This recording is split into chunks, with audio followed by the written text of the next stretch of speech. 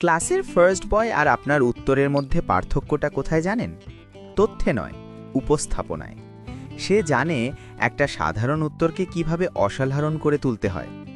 আজ আমি টপারদের গোপন সেই 3টি ফরম্যাট শেয়ার করব, যা ব্যবহার করলে আপনার সাধারণ খাতাটাই হয়ে উঠবে পরীক্ষকের সবচেয়ে প্রিয় খাতা। বন্ধুরা, ভিডিওটা বানানোর আগে আমি অনেক অভিজ্ঞ শিক্ষকের সাথে কথা বলেছি, যারা বছরের পর বছর ধরে বোর্ডের খাতা দেখেন। তারা আমাকে এমন কিছু ভুলের কথা বলেছেন যা আমরা প্রায় সবাই পরীক্ষার খাতায় করি, আর এই ভুলগুলোর কারণেই জানা প্রশ্নের উত্তর লিখেও আমরা কম নম্বর পাই। চলুন একে একে সেই ভুলগুলো এবং তার সমাধান জেনে নিই। 1. হাতের লেখা কি আসলেই ম্যাটার করে?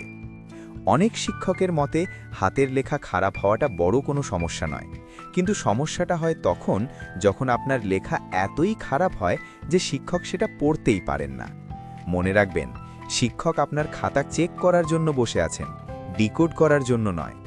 যদি আপনার হাতের লেখা খুব সুন্দর না হয় তাতেও সমস্যা নেই, শুধু চেষ্টা করবেন লেখাটা যেন পরিষ্কার এবং স্পষ্ট হয়। কাটাকাটি কম করবেন। খাতা পরিষ্কার থাকলে শিক্ষকের মন ভালো হয়ে যায়, আর মন ভালো থাকলে নম্বরও একটু বেশি আসে। 2. লেখার গতি বাড়াবেন কিভাবে? অনেকেরই একটা কমন সমস্যা হলো সব উত্তর জানা থাকার পরেও সময়ের অভাবে লিখে আসতে পারেন না। এর কারণ হলো স্লো রাইটিং স্পিড বা ধীর গতির লেখা। এখন আপনি বলতে পারেন, ভাইয়া আমার তো হাত চলে না, আমি কি করব? চিন্তা নেই, এর একটা দারুণ সমাধান আছে। এটাকে বলে হ্যান্ড ওয়ার্ম আপ এক্সারসাইজ।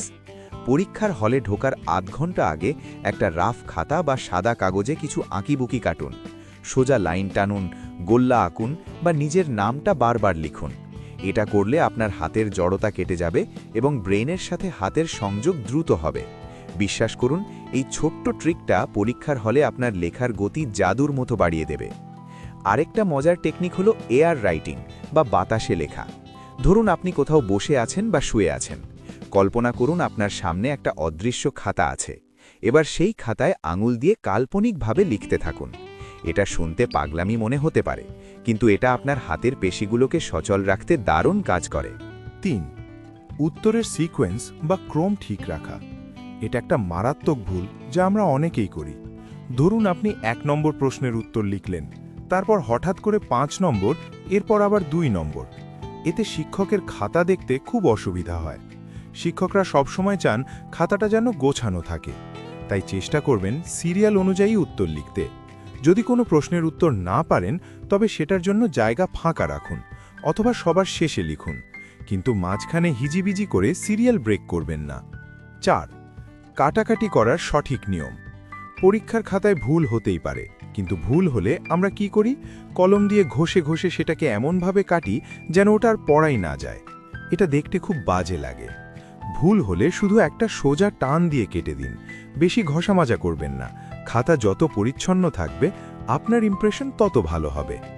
5. বড় প্রশ্নের উত্তর মনে রাখার কৌশল। অনেক সময় বড় প্রশ্নের উত্তর আমাদের মনে থাকে না, পরীক্ষার হলে গিয়ে সব গুলিয়ে ফেলি। এর জন্য একটা সিম্পল ট্রিক আছে, কিওয়ার্ড মেথড। পুরো উত্তর মুখস্থ না করে শুধু মেন পয়েন্ট বা কিওয়ার্ডগুলো মনে রাখুন। পরীক্ষার খাতায় সেই কিওয়ার্ডগুলো লিখুন এবং সেগুলোকে আন্ডারলাইন বা নিচের দাগ দিয়ে দিন। এতে শিক্ষকের নজর সরাসরি ওই ইম্পর্টেন্ট শব্দগুলোর ওপর পড়বে। তিনি বুঝবেন যে আপনি উত্তরটা জানেন। এতে পুরো প্যারাগ্রাফ না পড়েই তিনি আপনাকে ভালো নম্বর দিয়ে দেবেন। 6. পার্থক্য লেখার সঠিক নিয়ম। যখনই পার্থক্য লেখো টাইপের কোনো প্রশ্ন আসবে, তখন ভুলেও প্যারাগ্রাফ আকারে লিখবেন না। সব সময় একটা ছক বা বক্স করে লিখবেন। এক পাশে এক বিষয়, অন্য পাশে আর এক বিষয়। এইভাবে পয়েন্ট আকারে লিখলে শিক্ষকের চোখে সহজেই পার্থক্যগুলো ধরা পড়ে এবং এতে ফুল মার্কস পাওয়ার সম্ভাবনা অনেক বেড়ে যায়। বন্ধুরা, এই টিপসগুলো কিন্তু কোনো জাদু নয়, এগুলো হলো স্মার্টনেস।